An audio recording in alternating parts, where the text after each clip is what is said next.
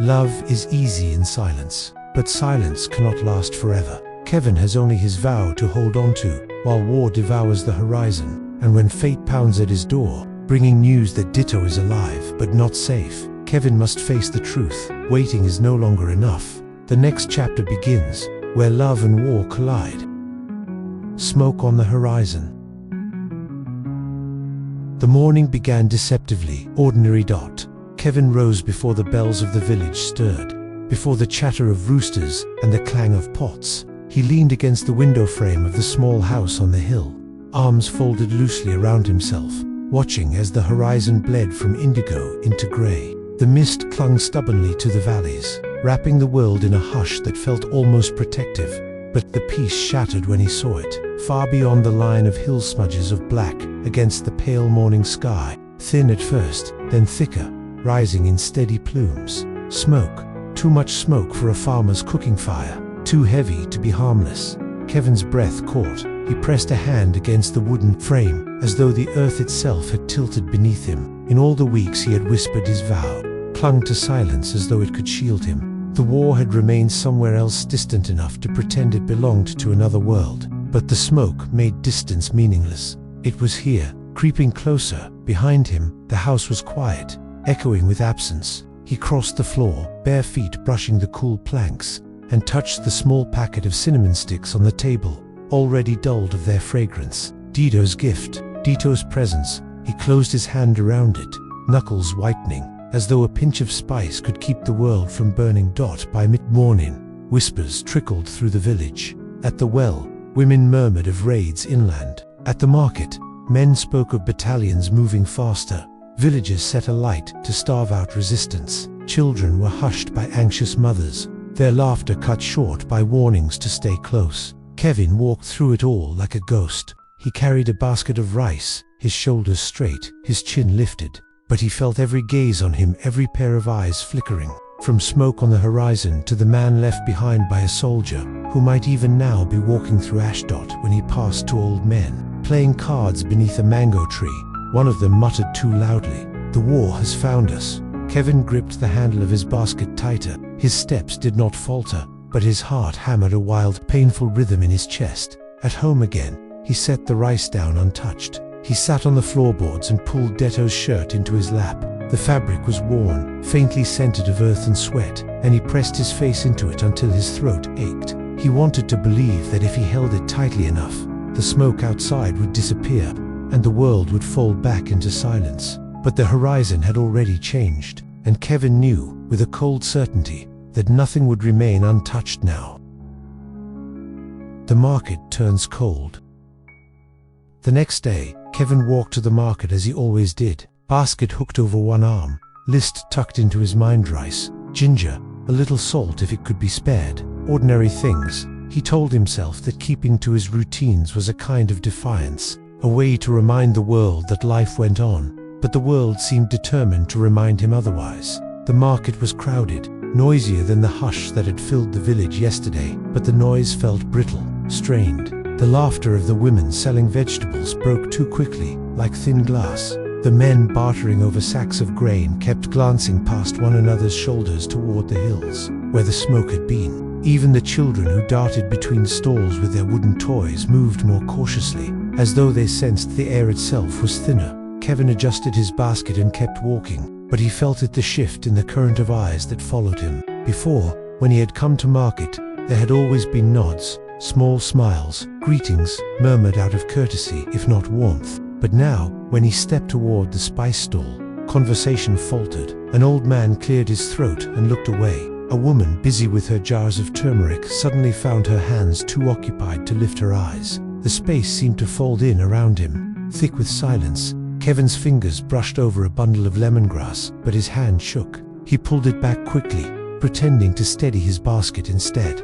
"Poor boy," someone whispered behind him, too loud, too unkind. His chest tightened. He turned, sharply enough that the two women standing nearby startled, but neither met his gaze. One busied herself with tying a sack of rice. The other adjusted her scarf. Their avoidance was almost worse than the pity.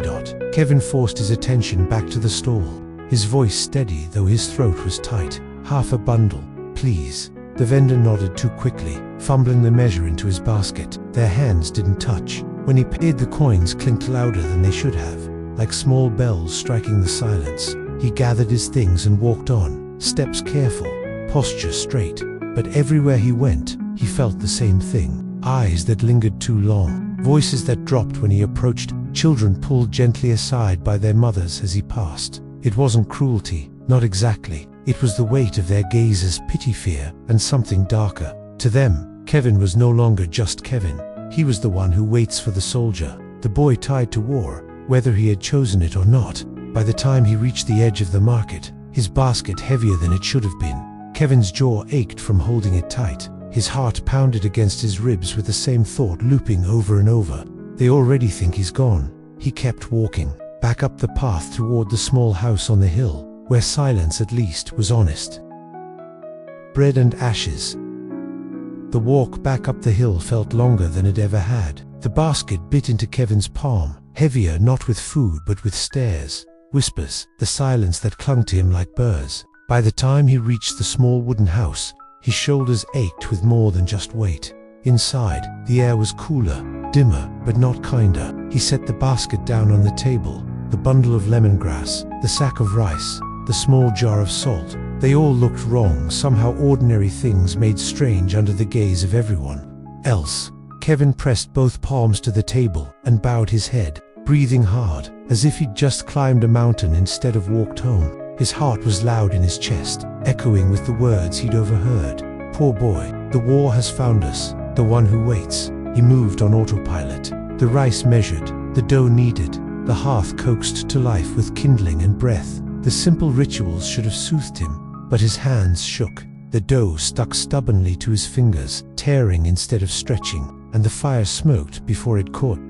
By the time the bread went into the small clay oven, Kevin was biting the inside of his cheek so hard it tasted of copper.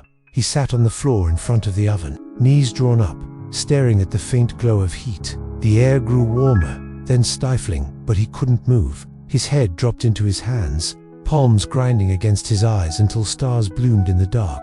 They already think he's gone. The thought looped, relentless, until his chest heaved with it. His breath came ragged, and before he could stop himself, he whispered it aloud. They already think you're gone, Dito. The oven's scent shifted, sharp and acrid. Smoke curled from the edges of the bread. Kevin jolted forward, pulled it out till late the crust blackened, the inside heavy and undercooked. He set it on the table anyway, but the sight of it broke something loose. His fingers dug into the edge of the table, trembling. Then, slowly, he reached for the shirt folded neatly in the corner of the bench. Dito's shirt, worn soft at the collar, faintly frayed at the cuffs, still carrying the ghost of his scent. Kevin pressed it to his chest, crushing it against his heartbeat, as though the fabric could fill the hollow in him. He slid down onto the floor. Back against the wall, the shirt bunched against his mouth. Tears blurred his vision, spilling hot and fast, soaking into the cloth as though it could drink them. I can't. The words fractured, caught between sob and prayer. I can't do this without you. The bread sat cooling on the table, blackened and useless. The house smelled of smoke, the kind that clung and lingered, not unlike the plumes he had seen on the horizon. Kevin's shoulders shook as he buried his face in Dito's shirt, rocking himself in silence. Outside, the sun blazed bright and inside, Kevin felt as though everything had already turned to ash. The messenger's knock. The house still smelled of burnt bread. Smoke clung stubbornly to the rafters, mingling with the salt of Kevin's tears. He sat slumped against the wall, Dito's shirt clutched to his chest like a lifeline. The silence was heavy, the kind that pressed against his ribs and made every breath ache, and then a knock. Sharp, firm, the kind that belonged to men who never asked but expected. Kevin froze. For a heartbeat, he couldn't move. His pulse thundered so loud it drowned the world. He scrambled to his feet, clutching the shirt tighter. His legs felt weak, but they carried him to the door anyway. Another knock, louder this time. His hand hovered above the latch. For one insane moment, hope surged wild and reckless. Dito, it has to be him. He came back. Kevin yanked the door open. It wasn't Dito. A soldier stood there, uniformed, dusty boots caked with mud, the stench of gunpowder clinging to him like a second skin. His face was drawn, eyes hollow with fatigue. He held no letter, no token, nothing but the weight of miles and smoke. "Kevin." The man's voice was low, tired. "I bring word." Kevin's grip on the doorframe tightened until his knuckles blanched. "Word." His throat felt scraped raw. "From him." The soldier shook his head slowly, as though each motion carried its own sorrow. "No letter." Orders move fast, too fast for paper. But he hesitated, glancing past Kevin into the dim house, then back again. "I saw his battalion. They march further inland. The fighting is." He broke off, swallowing hard. "He was alive when I last saw him." Double quotes. Alive. The word cracked through Kevin like lightning. For a moment he swayed, his body caught between collapsing and leaping forward. His lips parted, but no sound came. Alive. That single word rang louder than the emptiness of all the others. "Thank you," Kevin whispered at last, though the words scraped his tongue. The soldier nodded once, curtly, and turned back toward the path. His boots left heavy prints in the damp soil, leading away from the house. No further explanations, no comfort, only smoke and silence left behind. Kevin closed the door slowly, leaning his forehead against the wood as the latch clicked. His breath trembled out of him in one long, unsteady stream. "Alive." He repeated it again and again, clinging to it, though doubt coiled in the shadow of the word. Alive when last seen, alive for now. Kevin pressed Dito's shirt to his face and whispered into it, desperate, shaking, "Hold on, please, just hold on." Outside, the smoke on the horizon thickened. Inside, Kevin stood rooted in the half-light, caught between fragile hope and the suffocating weight of everything unsaid. The river carries rumors. The word clung to him for days. Kevin whispered it like a prayer, breathed it like air. He held it against his chest with Deto's shirt, kissed it into the cold dog tag at his throat. It was enough to get him through the nights, enough to light the small lanterns of his rituals, until the river betrayed him.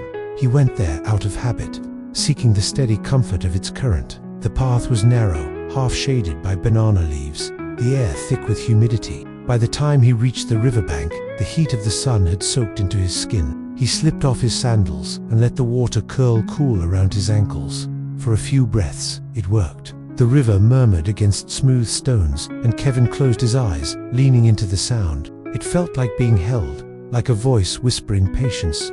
Then voices human ones cut through.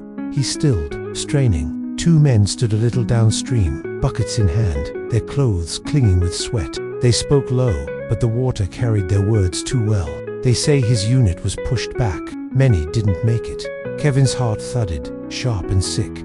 The other man shook his head. "I heard worse. Some say the survivors are scattered, captured, or worse." He spat into the river. "You can't trust the army to tell the truth. They'd rather let us rot in silence." Kevin's grip on his knees tightened. His nails bit into his skin through the fabric of his trousers. "Alive." The soldier had said alive. Yet here the river itself carried whispers of death, of loss. The current seemed to mock him, tugging at his ankles, threatening to sweep away the fragile word he'd been clinging to. He wanted to shout, to demand they take it back, to scream Deto's name into their careless mouths until the air itself trembled. But his voice stuck, strangled, caught between his teeth. Instead, he stood, fists clenched, water dripping down his calves as he turned away. The path back home blurred at the edges as his vision swam. His body moved on instinct, up through the tall grass, each step heavier than the last.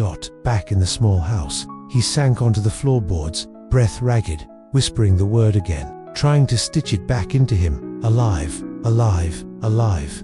But it no longer rang like lightning. Now it shook like glass, fragile and cracking with every echo. The rumors had seeped into the water, into the air, into his chest, and Kevin could feel it, the slow erosion of hope, the way it bled out of him like sand slipping through fingers. He pressed his palms over his ears, but the river's whispers clung to him anyway. Sleepless night.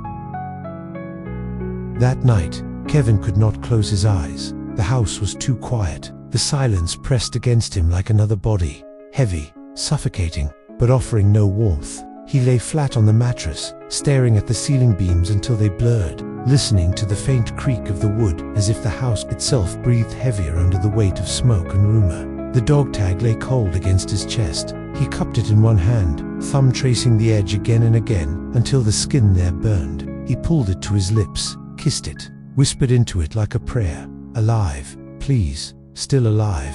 But when he shut his eyes, the river's whispers came back. Many didn't make it, captured, or worse. The voices grew louder, curling into his dreams. He saw smoke rolling over the hills. He saw boots scattered in the dirt, blood staining the river he once bathed in. He saw Daito's face through the haze, mouth opening to call his name, but the sound never reached him.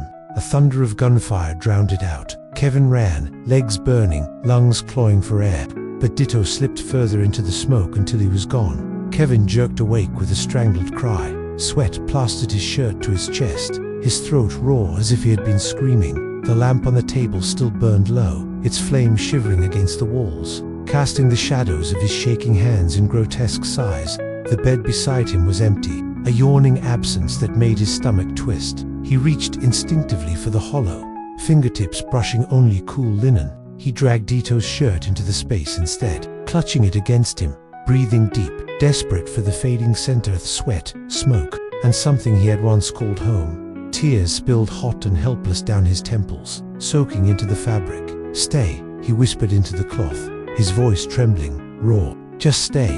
But the shirt gave nothing back. His body shook with sobs that tore out of him in waves, until his throat ached and his chest heaved with the violence of it. He curled onto his side, pressing the shirt tight against his heart, as though pressure alone could make the fabric breathe again, could make it warm. The night stretched endlessly. Shadows shifted on the walls, stretching long, bending strange, until he half believed they might take form. More than once, he swore he felt weight dip into the mattress beside him, breath warming his temple, a hand brushing down his spine. Each time he turned quickly, hope flaring wild only to meet emptiness. By dawn, he was hollow-eyed and trembling. His body was exhausted, but his heart still pounded, raw from dreams that felt too much like prophecy. He had not slept, not really. The house smelled faintly of smoke and sweat and despair, and Kevin lay there, clutching the dog tag against his chest, whispering the same vow that had become both shield and wound. "You will come back to me." The village feast. The night had left him raw, sleepless, trembling with shadows. By morning, Kevin moved like a man carved hollow, his steps heavy, his eyes rimmed red. Yet the village did not pause for his grief. That afternoon, drums began to sound, low at first, then rising, rolling across the hills like distant thunder. The feast was being prepared. Fires were lit in the square, smoke spiraling upward, carrying the scent of roasting meat and charred corn husks. Children darted about, hanging garlands of palm leaves. Women stirred pots that hissed and bubbled. Voices lifted in songs that felt too brittle to be joyful. Kevin tried not to go. His body begged for the silence of his house, for the safety of Ditto's shirt pressed against his heart. But silence would mark him more than presence. Silence would make the whispers grow dot. So he walked into the square, shoulders drawn tight. Basket on his arm filled with bread he had forced himself to bake again. This batch was better, though the crust was too hard. The center to dense, but it would do. He told himself it was enough. The feast was meant to honor the soldiers at the front, a ritual of gratitude, of solidarity. Men raised cups of rice wine, voices shouting names of heroes Kevin could not see. Every cheer felt like a knife pressed under his ribs. Every toast a reminder that his hero was still away, still silent, still absent. He sat at the edge of the gathering, back straight, smile carefully pinned in place. Villagers greeted him, but their eyes lingered too long, soft with pity, sharp with curiosity. "The one who waits." The words hummed in every glance, though no one spoke them aloud. An elder placed a hand on his shoulder. "He fights bravely, I'm sure," the old man said, voice gentle, as though Kevin were a child in need of comfort. Kevin forced a nod, his throat too tight to answer. He raised the cup of tea in his hands, though it trembled, and drank only to keep his lips from shaking. The drums grew louder, their beat echoing in his chest like a second, merciless heartbeat. Firelight flickered against faces around him, making their smiles sharp. Their eyes glint like wet stones. Kevin's vision swam, the sound pressed against him, too loud, too bright. When the third toast rang out, "To the fallen, and to those who will return," Kevin's hands shook so violently that the tea spilled down his wrist. He stood abruptly, the bench scraping against stone. A few heads turned. Someone asked if he was unwell. Kevin managed a smile, thin, sharp, brittle. The bread eye should fetch more. His voice cracked, but no one pressed. They watched him walk away, his shoulders stiff, his back a flag of retreat. He did not return. Back at the house, he collapsed against the door the moment it shut. The cheer of the feast still echoed in his ears, louder than the drums, sharper than the songs. He pressed both hands to his chest, where the dog tag lay cold, and whispered into the empty room, "I can't sit there and toast your absence. I can't." His knees pulled to his chest, his body folding in on itself, as the firelight from the square flickered faintly against the horizon, casting long shadows through the shutters. The storm.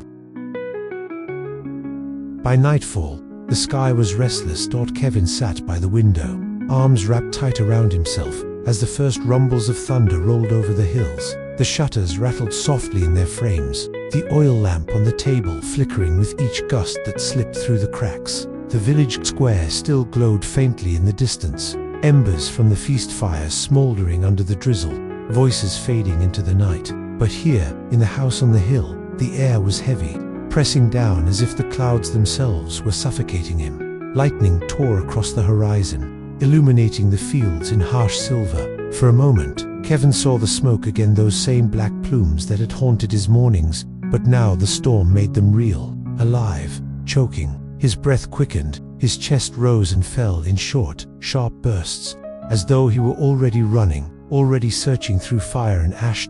When the thunder cracked, it shook the house like cannon fire. Kevin flinched hard, his body curling instinctively, as though bracing against bullets. His hands clawed at the dog tag against his chest, clutching it until the metal bit into his skin. The name tore out of him, raw, loud enough to vanish into the storm. His voice broke, but he didn't stop.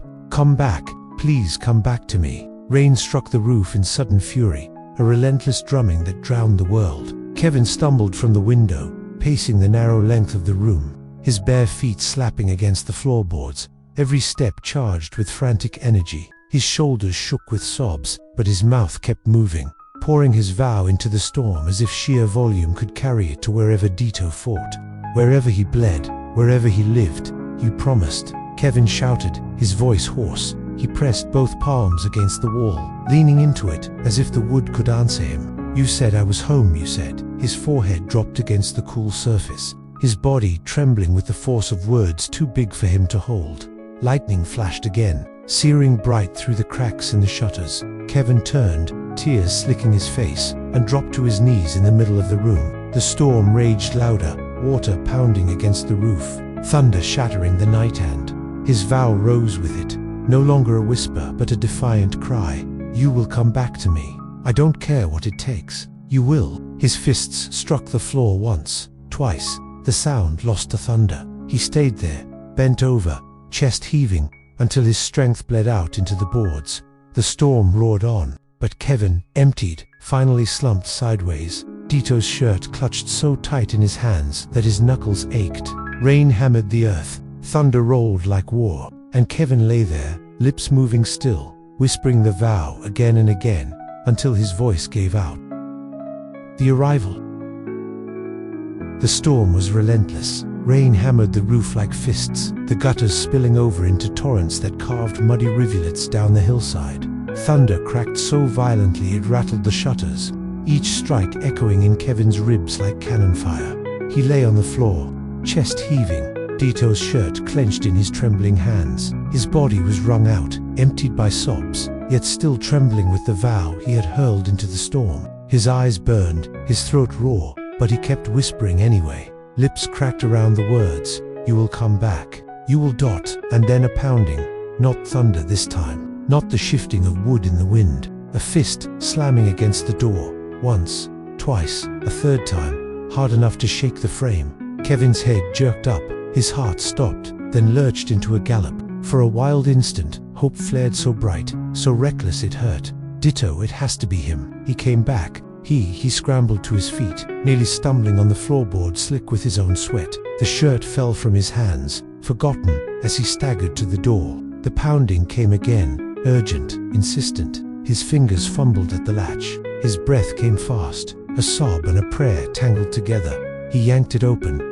Lightning flashed at that exact moment, searing white across the sky, and in its glare stood a soldier. Not Dito, another man, rain streaming down his mud-streaked face, his uniform heavy with water and blood, one arm clutched tight against his side. He swayed on his feet, boots sinking into the sodden earth. "Kevin," the man rasped, his voice half drowned by thunder. His eyes carried the same exhaustion Kevin had seen in the last messenger, but deeper now, darker. "I came from his unit." Kevin's stomach plummeted. His hands gripped the doorframe as though to anchor himself against the storm's pull. Where his voice cracked, he swallowed, tried again. "Where is he? Where is D?" The soldier sagged forward, bracing against the frame. His breath was ragged, his body shaking. "Alive," he forced out. "Last I saw him but the fighting," he coughed, spitting rain and blood into the mud. "It's worse inland. They're pushed too far." "Alive." Again the word, but laced with shadow this time, with threat, with the weight of a battlefield still burning. Kevin's chest tightened until he could barely breathe. He reached out, catching the soldier under the arm, guiding him inside before the storm knocked him down entirely. The man stumbled, collapsing onto the floorboards, mud streaking across the wood. The smell of gunpowder and blood filled the small house, banishing even the storm outside. Kevin crouched beside him, shaking, his mind a blur of questions, pleas, prayers. But only one word escaped his lips, raw and desperate. "Alive." The soldier nodded faintly, his head lolling back against the wall, his eyes closed, too exhausted to offer more. The thunder rolled again, rattling the shutters. Rain poured in heavy sheets, drowning the world outside. And Kevin knelt in the dim light, his palms pressed to the muddy boards, repeating the word as if he could keep Dito breathing miles away. "Alive, alive, alive." A vow rekindled. The storm raged for hours, but slowly, reluctantly, the thunder began to drift away into the hills. The rain softened to a steady patter, then to the occasional drip from the eaves. Inside, the house was chaos mud, streaked across the floorboards where the soldier had collapsed, damp clothes steaming faintly in the lantern glow, the air heavy with the tang of blood and smoke. Kevin had moved him onto a blanket near the hearth, covering him with another, though the man had slipped almost instantly into an exhausted sleep. His chest rose and fell, shallow but steady. Kevin knelt nearby, his own body shaking from a different kind of exhaustion. He should have been wrung dry by the long night, but instead he felt a current running through him, raw, unsteady, but alive. Alive, that the word struck him again. Not gentle this time, but fierce. Ditto is alive, not safe, not home, not untouched, but alive. And as long as that word remained true, Kevin had something to hold. He pushed himself upright, moving slowly to the window. The shutters hung crooked from the storm's fury, letting in slivers of dawn. The sky was still bruised with clouds, but at the horizon, a line of pale light was breaking through. Kevin pressed his palm flat against the wood, breath catching in his chest. His reflection in the glass was gaunt, eyes hollowed by sleepless nights, but beneath it, something burned. "They will not take this from me," he whispered. His voice was quiet, but steady. Not the whispers, not the silence, not the smoke. He closed his eyes, forehead against the window. "You will come back, Dito, and until you do, I will not break." The words were different now. Not a plea, not a prayer. A vow, hammered hard in the forge of loss, tempered by nights of ash and storms of fire. Behind him, the soldier stirred in uneasy sleep, mumbling something Kevin couldn't catch. Kevin turned, walked back to the hearth, and lowered himself to the floor beside the man. He pulled Dito's shirt into his lap again, fingers smoothing the fabric with reverent care. The scent was faint now, worn thin by weeks, but Kevin bent his head and breathed it in anyway. His heart steadied, his breathing slowed. The storm outside had broken, but inside Kevin, something had only just begun to blaze. In shadows deep, secret sleep, a whisper starts to bloom. My heart, it aches for love, it takes to banish all the gloom. He clings to one word, alive, yet even hope can fracture under the weight of war. Kevin has survived the storm, but the next chapter will test more than his vow. It will test his heart. Stay with us. The story of Kevin and Dito has only just begun.